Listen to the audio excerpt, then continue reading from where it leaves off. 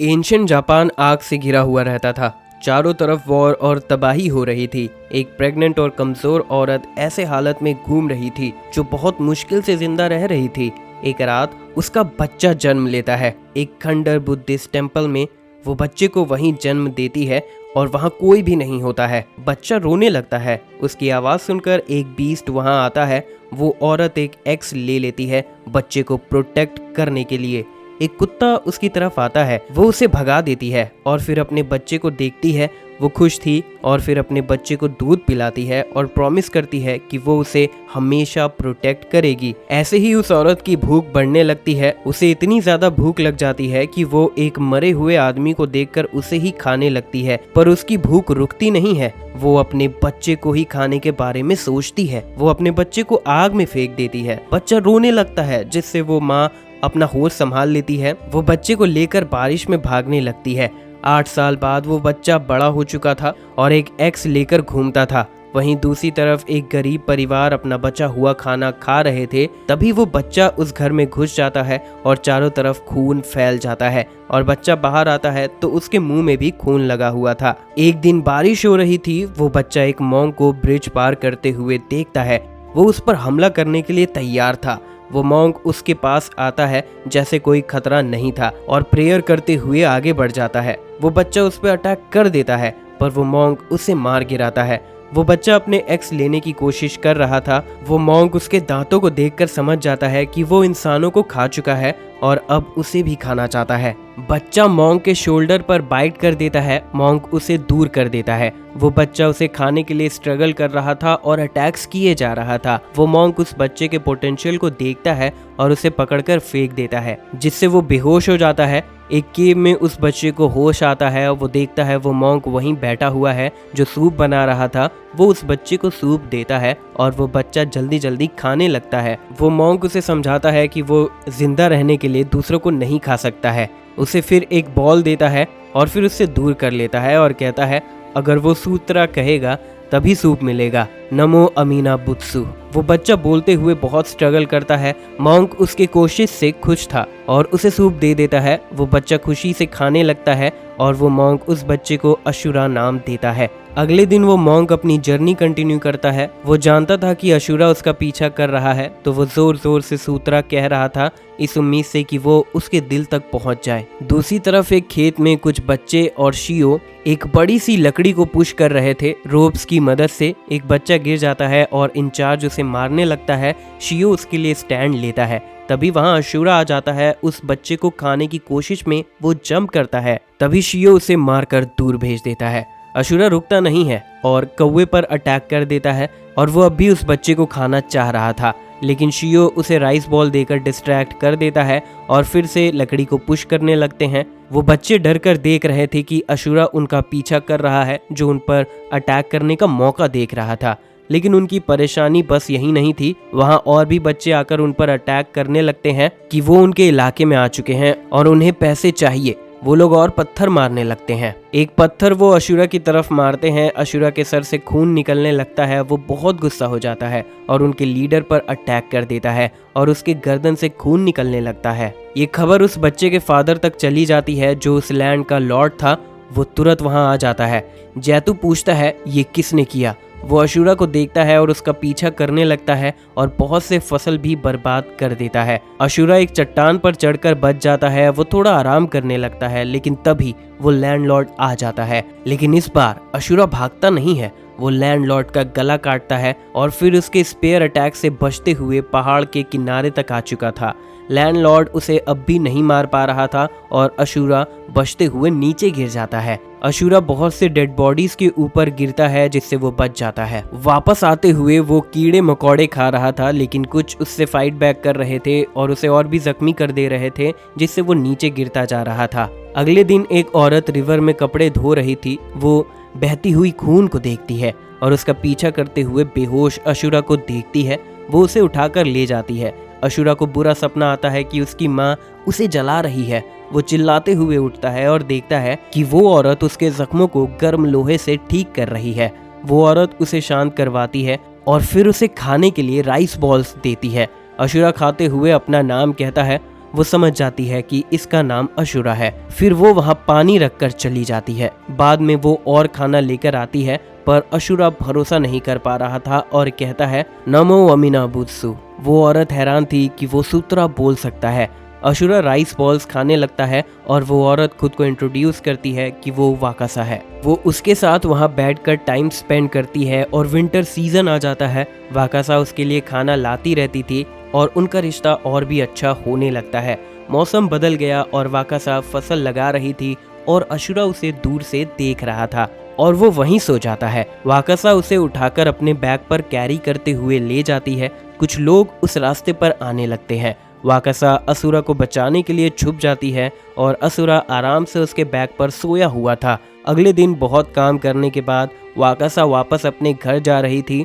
असुरा उसके पास आता है और वो लोग साथ में टाइम स्पेंड करते हैं। जमीन पर लेटकर सनसेट को देखते हैं। अशुरा वहीं सो जाता है। अगले दिन वाकासा उसके सामने नहा रही थी और अशुरा उसे ही देख रहा था। अशुरा बहुत अजीब फील करता है और गिर जाता है। फिर वो एक पहाड़ की चोटी पर जाते हैं और खेत देखते हैं। वाकासा का मानना था कि उसके पार एक सिटी है और अपना सपना बताती है कि वो वहां जाना चाहती है अपने लवर के साथ। जब अशुरा अकेले खेल रहा था, वो वाकासा के सपने के बारे में सोचता है कि वो भी सिटी जाना चाहता है। रात में वाकासा असुरा को बाहर देखती है और उसके पास जाती है। वो नहीं जानती थी कि उसका फादर घर पर है। वाकासा उससे कहती है कि उसे जाना होगा, जो वो मान लेता है। वाकासा अपना काम कर रही होती है और अशुरा उसे छुप छुप कर देख रहा था। काफी दिन हो जाते हैं और वाकासा अब भी असुरा को फील कर पा रही थी। अशुरा हमेशा लोगों के नजरों से छुपा हुआ ही रह रहा था। एक दिन अशुरा स्टोरेज यूनिट में उठता है और उसे दरवाजे पर खाना और पानी मिलता है। वो जल्दी से देखता है और वाकासा वहां से जा रही होती है। अशुरा बहुत खुश हो जाता है और रोने लगता है। बाद में वो फिश पकड़ता है, तब वो वाकासा को देखता है। अशुरा उसके पीछे आ जाता है और वो बताती है कि वो मशरूम कलेक्ट कर रही है। वाकासा उसे मशरूम पकड़ने के बारे में बताती है, पर अशुरा उसके ब्लेड को देख रहा था, जिससे वो गुस्सा हो रहा था। वो ब्लेड छुपा लेता है। वाकासा उसे ब्लेड से संभलने कहती है। वाकासा ब्लेड लेने की कोशिश करती है और उसे समझाती है कि वो नहीं चाहती है अब वो किसी और को हर्ट करे। असुरा देखता है कि वाकासा बहुत दुखी है और ब्लेड छोड़ देता है। वाकासा खुश हो जाती है और उसे गले लगाती है कि वो बहुत प्राउड है। फिर वो स्टोरेज यूनिट में जाते हैं, जहां वाकासा उसे मशरूम सूप बना देती है। वाकासा जाने से पहले उससे कहती है कि वो सारा सूप एक बार में ना पी ले। असुरा उसे शियो के साथ मिलते हुए देखता है और थोड़ा दुखी हो जाता है। एक दिन बारिश होने लगती है और अशुरा ने जो देखा था उसके बारे में वो सोचने लगता है और फिर वहां से चला जाता है। वो एक पेड़ पर चढ़ के देखता है और फिर वाकासा को ढूंढ लेता है। वो वापस स्टोरेज यूनिट में आता है, इस उम्मीद से कि वाकासा आई होगी, लेकिन वहाँ कोई नहीं था। दूसरी तरफ वाकासा एक घर में जाती है और देखती है कि किसी ने उसे देखा तो नहीं, और फिर अंदर चली जाती है जहां शियो उसका वेट कर रहा था। दोनों एक साथ टाइम स्पेंड करते हैं और अपने फ्यूचर के बारे में बात करते हैं। वो लोग साथ में सिटी जाना चाह रहे थे। तभी गेट खुलता है और वहां अशुरा आता है अपनी कुल्हाड़ी के साथ। वो उन्हें देखकर बहुत गुस्सा था और अटैक कर देता है, जिससे शियो का शोल्डर थोड़ा कट हो जाता है। वाकासा बहुत गुस्सा हो जाती है और उसे डीमन कहती है। अशुरा बहुत दुखी हो जाता है। वाकासा कहती है अब वो लोग दोस्त नहीं है और वहां से चला जाए। अशुरा बहुत चौंक जाता है और वापस जाने लगता है। वो सोचने लगता है कि वो सच में एक डीमन है, लेकिन कैसे।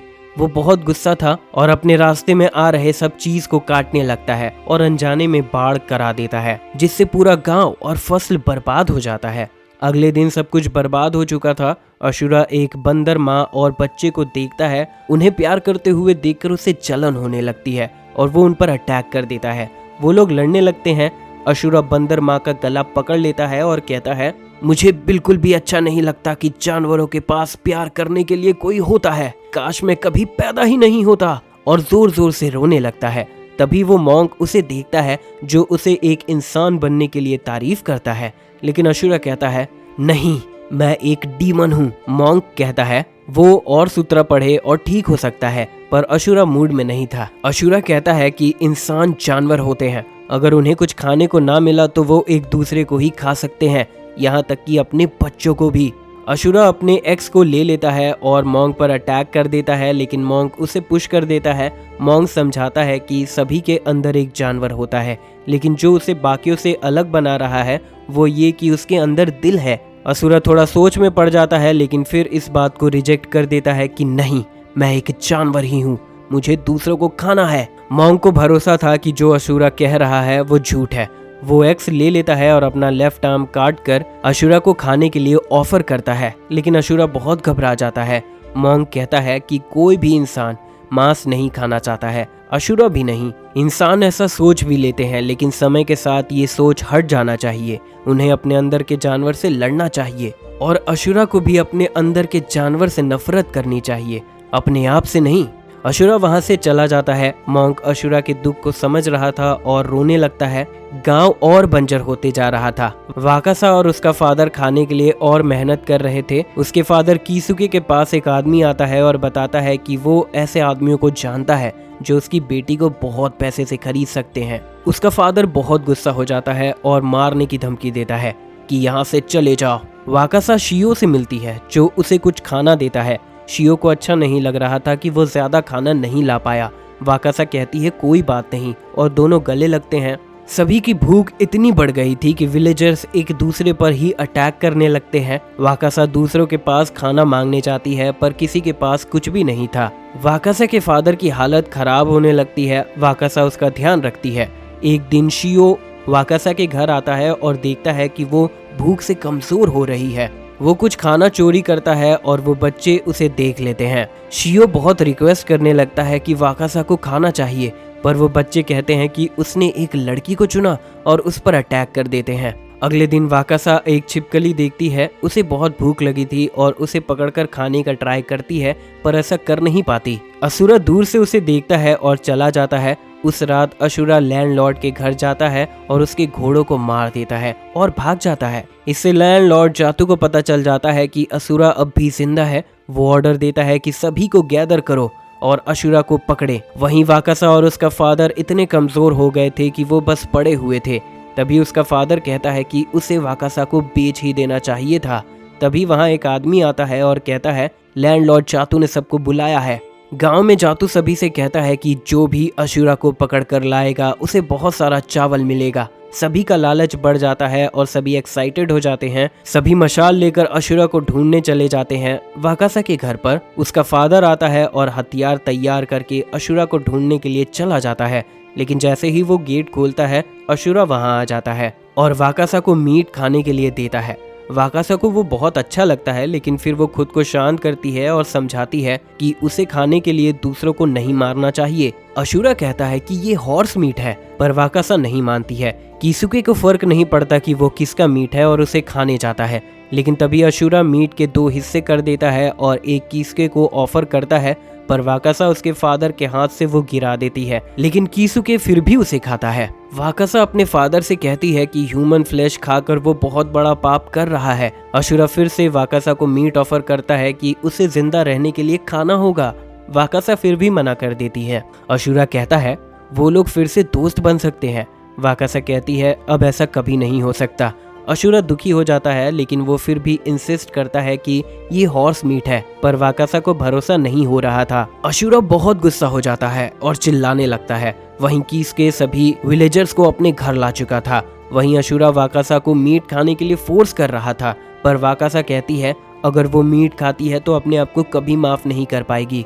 अशुरा रोने लगता है और बहुत रिक्वेस्ट करता है कि प्लीज खा लो, लेकिन सभी अशुरा को पकड़ने के लिए आ चुके थे। अशुरा उनसे लड़ते हुए भागने की कोशिश करता है। लैंडलॉर्ड जीतू भी उसे नहीं मार पाता। सभी अशुरा का पीछा करने लगते हैं। अशुरा कुछ को मार देता है, जिससे उनकी मशालों की आग पूरे जंगल में फैलने लगती है। सभी अशुरा को पकड़ने की और कोशिश करने लगते हैं और आग उनकी फसलें भी जलाने लगी थी। लॉर्ड जीतू उस तक पहुंच जाता है। अशुरा उसका शोल्डर बाइट करता है। जीतू फाइट बैक करने की कोशिश करता है, लेकिन तभी वो गिर जाता है। लेकिन कुछ भी खत्म नहीं हुआ था। सभी विलेजर अब भी पीछे पड़े हुए थे। अशुरा एक बहुत ही कमजोर ब्रिज से भागने की कोशिश करता है। बीच में ही एक लकड़ी टूट जाती है और वो लटक जाता है। विलेजर्स उसे देख लेते हैं। अशुरा भागने की कोशिश करता है, जिससे ब्रिज और टूटने लगता है। अशुरा रुक जाता है कि दूसरे साइड पर भी लोग उसका वेट कर रहे थे।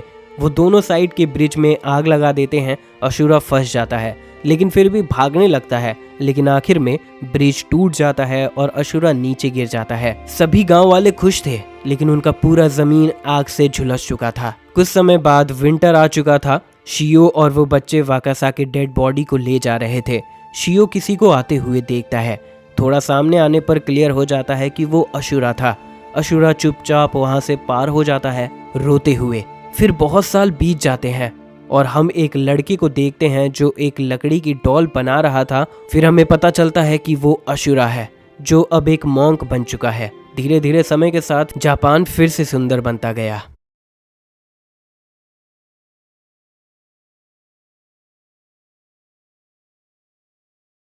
खत्म। Bye bye, tata, goodbye, गया।